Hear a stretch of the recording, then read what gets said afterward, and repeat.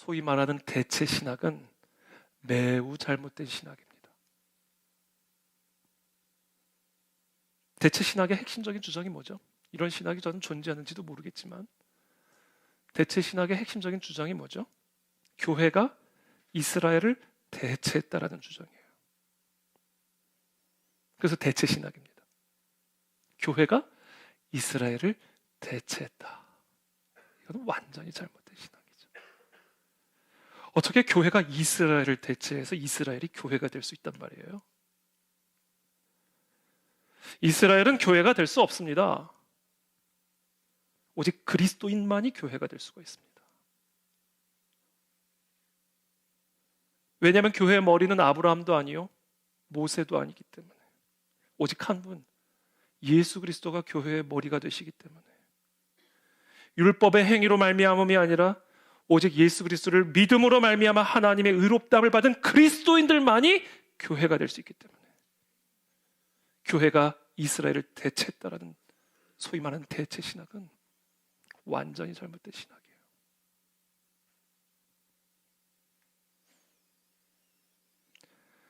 이스라엘이 교회로 대체되었다라고 주장하는 대체 신학이 사실이 되려면 단 하나의 조건을 충족시켜야 합니다.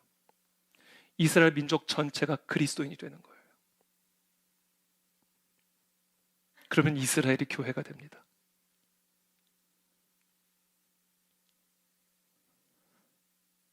당연한 얘기 아니에요? 처음 듣는 얘기처럼 들으세요. 여러분, 유대인이 구원받을 수 있습니까? 아니에요. 유대인 그리스도인만이 구원을 받을 수 있어요.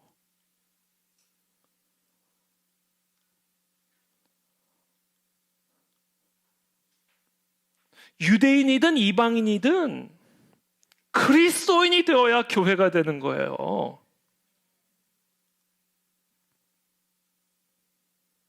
이방인들은 그리스도를 믿어야 교회가 되고 구원을 받고, 유대인들은 아브라함의 후손이니까 이방인들과는 다른 방식으로 구원을 받고.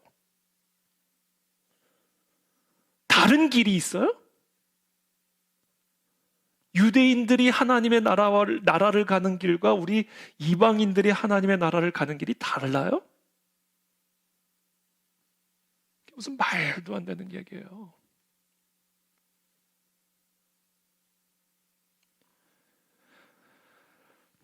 그러므로 이스라엘이 교회로 대체되었다? 라고 주장하는 소위 대체 신학은 한마디로 말하면 그리스도 없이도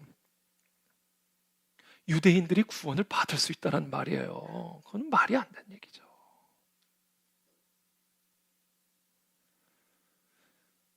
유대인들은 아브라함의 혈통이라는 이유로 이방인들과는 다른 방식으로 구원을 얻는다라고 하는 신학은 이거는 이단적인 신학입니다.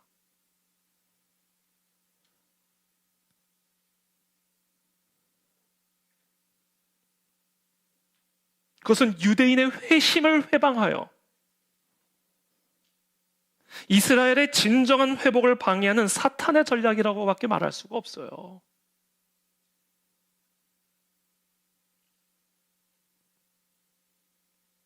다시 한번 말씀드립니다. 교회는 이스라엘이 아니에요.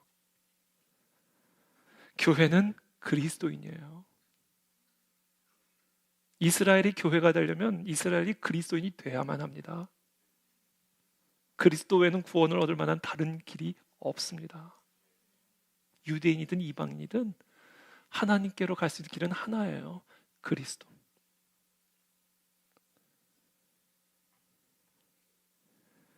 그러므로 이스라엘이 교회가 되었다. 이스라엘이 교회로 대체되었다. 그렇게 표현하면 안 되고요. 정확하게 이렇게 표현해야 합니다. 유대인 그리스도인들이 교회가 되었다. 교회의 일원이 되었다. 유대인 그리스도인들이 교회가 되었다라는 것도 완전한 표현은 아니에요. 유대인 그리스도인들이 교회의 일원이 되었다라고 표현해야 돼요. 왜냐하면 그 교회 안에는 유대인 그리스도인들만 있는 게 아니라 이방인 그리스도인들도 함께 있기 때문에 그래요. 한 인류로, 한 몸으로, 하나의 머리 되신 그리스도 안에 유대인 그리스도인뿐 아니라 과거에는 경멸당했던 외인이었던 언약 바깥에 있었던 이방인들도 그리스도를 믿음으로 한 몸이 되었기 때문에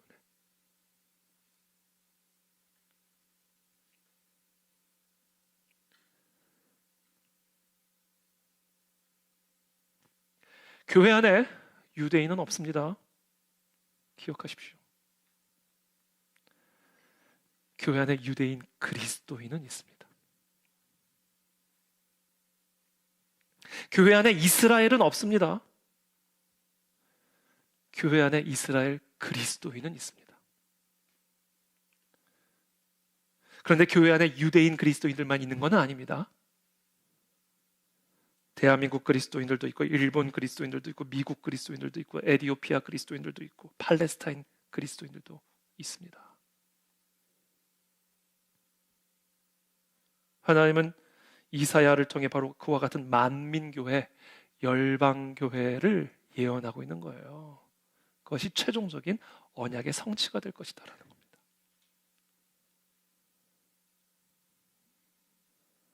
그날에 이새의 뿌리에서 한 싹이 나서 만민의 기치로 설 것이요 열방이 그에게로 돌아오리니 그가 구한 곳이 영화로우리라.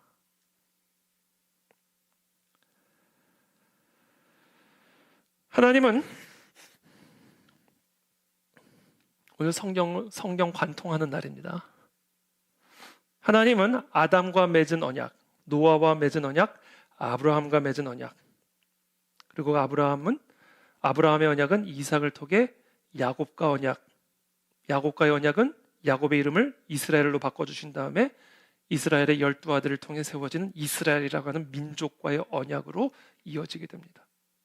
그래서 이스라엘 민족이 특별한 거예요. 이스라엘하고만 그런 언약을 맺으셨기 때문에. 그리고 그 언약은 이스라엘만을 위한 언약이 아니에요. 열방을 위한 언약이었습니다.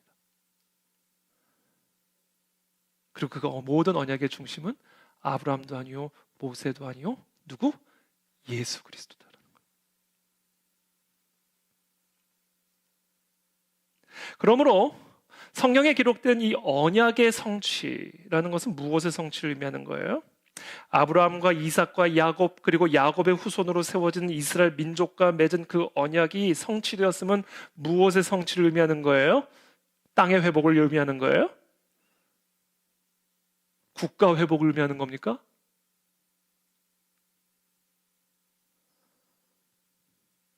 그들의 후손 가운데 예수 그리스도의 오심이 성취되었음을 의미하는 거예요. 그리고 그분이 다시 오실 것임을 성취하는 거예요. 그게 성경입니다, 여러분.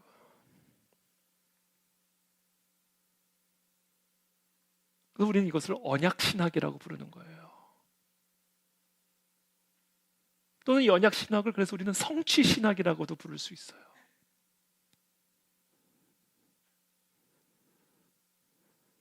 이와 같은 성경 해석을 언약신학이라 부르든지 성취신학이라 부르든지 또는 회복신학이라 부르든지 뭐 어떻게 부르든 상관이 없어요. 중요한 거는 그리스도가 모든 언약의 중심이라는 거예요.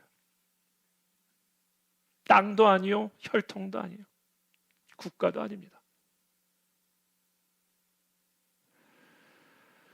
자, 성경에서는 이 언약을 다른 말로 뭐라고 표현하는지 아세요? 언약을 다른 동의어가 있어요. 예언이라고 부릅니다. 예언. 아직 일어나지 않을 일, 그러나 분명히 일어날 일이기 때문에 예언이라고 부르죠. 하나님의 언약은 예언의 형태로 기술이 되어 있고 그와 같은 예언을 위해 보냄을 받은 자들이 바로 구약의 선지자들입니다. 자, 신약의 사도들은 그 구약의 선지자들의 예언을 예수 그리스도라고 하는 중심 주제를 가지고 신학적으로 설명해 준 분들이에요. 히브리서 1장 1절부터 2절까지 다 함께 한번 읽어보겠습니다. 시작.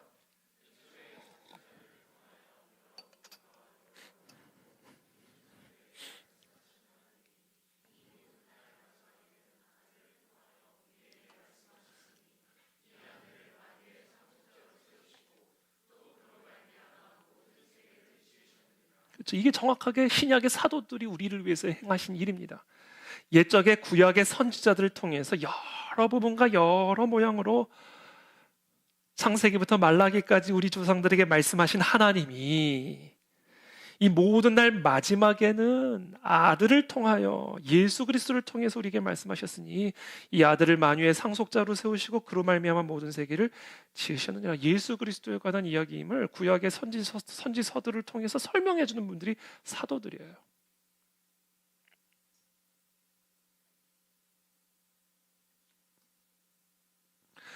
그래서 제가 정말로 너무나 제 마음에 정말 이게 뭐랄까 이게 진짜 너무 안타까움이 있어요. 여전히 성전에 심취해 있어. 너무나 많은 그리스도인들이. 정말 제가 마음이 막 타버리는 것 같아요. 너무 안타까워서. 여전히 혈통에 심취해 있어. 여전히 국가에 심취해 있어.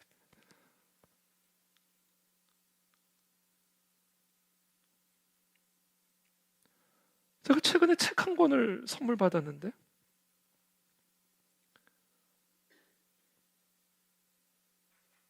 그 책에 이런 내용들이 기록이 되어 있어요. 제가 읽어드릴게요. 예루살렘 제3성전의 필요를 주장하는 것은 예수님이 직접 인용하신 다니엘서 9장 27절에 의하면 적 그리스도가 평화조약을 맺고 그 후 제사와 예물을 금지하고 자신의 우상을 예루살렘 성전에 세울 것이라고 말씀하고 있기 때문이다. 데살로니가전서 2장 3절에서 4절의 말씀처럼 적 그리스도가 하나님의 성전에 앉아 자기를 하나님이라고 내세우려면 이미 제3성전이 건축되어 있어야 한다. 예언의 성취를 우리가 하는 거예요? 적 그리스도가 하나님의 성전에 앉아가지고 있으려면 빨리 성전을 재건해야 된다는 얘기예요. 저는 정말 기가 막힙니다. 기가 막혀.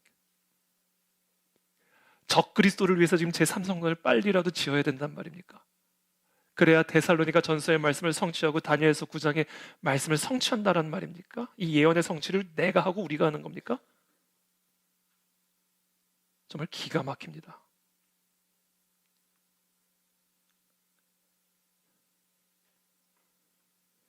봄 절기에 맞추어 초림하신 예수님을 가을 절기를 통해 예행 연습을 하다가 주님을 맞이하게 된다는 믿음을 가진 자들에게 제3성전의 건립은 절실하다. 오늘날 예루살렘 성전 계획은 진행 중에 있으며 주변 상황도 긍정적으로 바뀌고 있다. 정말요? 정말 그렇습니까? 사내들이는 성전 설립위원회를 조직하였고 메노라를 위시한 모든 기물 제작도 끝났다. 성전 터만 회복이 되면 돼요. 그래서 모든 영토 전쟁은 거룩한 전쟁이 되는 겁니다. 설계도가 만들어졌고 건축할 날만 기다리고 있다. 현재는 유전자 검사를 통해 그 직무를 감당할 레위파 혈통을 찾아 제사 직무에 대한 교육을 하고 있다. 제가 이 책을 읽고 정말 유전자 검사하고 있대요. 레위 지파 찾기 위해서.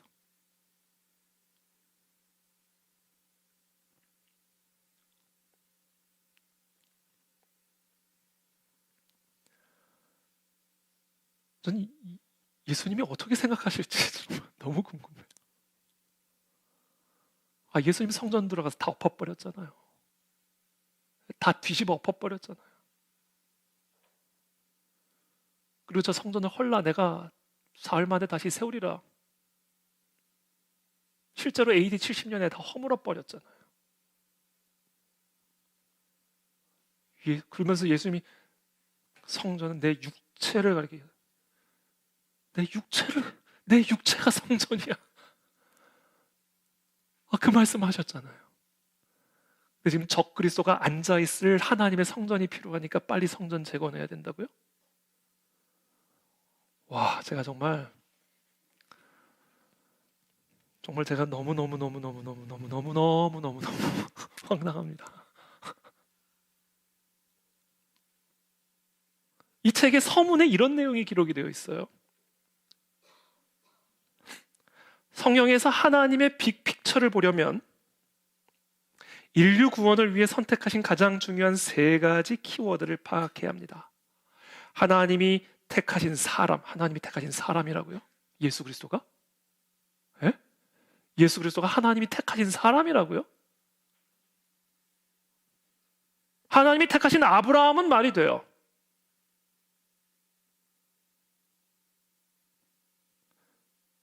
이 대한민국 유수한 아주 유명한 출판사에서 나온 책들이에요. 책이에요. 물론 제가 알아요. 출판사는 팔리는 책을 내요. 출판사의 생리예요. 너무 기가 막 예수 그리스도 하나님이 택한 사람이라고요?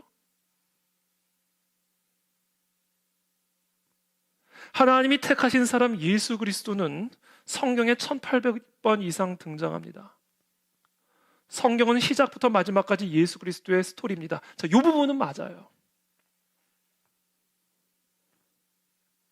그러나 여기서 끝냈어야 돼요. 성경은 분명히 예수 그리스도에 관한 증언이라고 말씀하셨기 때문에. 그러나 이 저자는 두 가지 키워드가 더 있대요. 하나님이 택하신 한 민족 이스라엘은 성경에 2300번 이상 등 하나님이 택하신 사람은 1800번 나오는데 하나님이 택하신 민족은 2300번 이상 나온대요. 예수 그리스도는 이스라엘 민족을 통해 초림하셨고 인류 구원을 위하여 이스라엘과 관련하여 재림하십니다. 열방은요? 이스라엘과 관련해서 재림하는 게 아니고 열방과 관련해서 재림하는 거죠. 정말 이분이 성경을 어떻게 보는 건지 잘 모르겠어요. 하나님이 택하신 예루살렘은 세 번째 키워드 예루살렘이에요. 성경에 세 가지 키워드가 있는데 첫 번째는 하나님이 택한 사람 예수 그리스도고요. 두 번째는 이스라엘, 세 번째는 예루살렘. 와, 성경을 이렇게 보면 어떻게 합니까?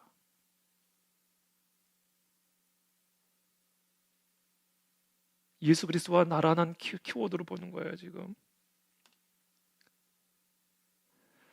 예루살렘은 성경에 약 1000번 등장합니다. 성경의 가장 중요한 사건들은 예루살렘을 중심으로 성취되고 완성이 됩니다. 아니죠. 어떻게 성경의 중요한 사건들이 예루살렘을 중심으로 성취되고 완성이 돼요? 성경의 성취는 그리스도를 중심으로 성취되는 겁니다.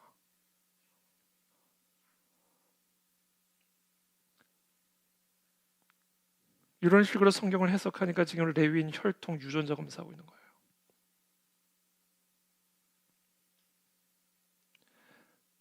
저는 확신합니다.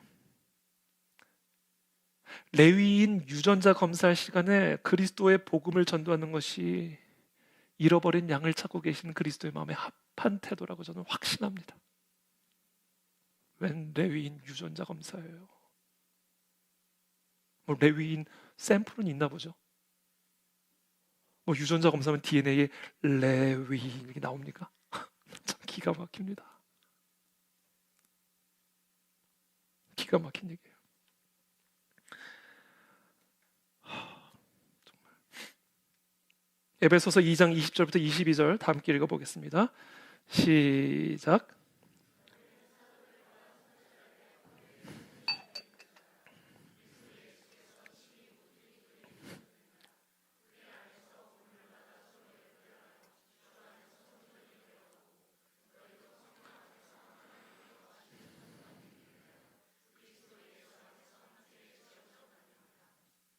사도들과 선지자들의 터 위에 세우심을 입은 자라.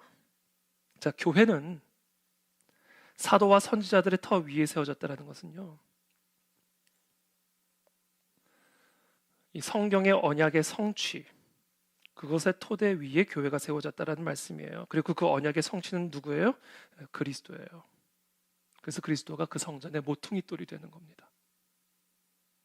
그리고 우리 모두는 이방인이든 유대인이든 그 그리스도를 믿음으로 서로 연결되어지는 성전의 건물들이 되는 거예요.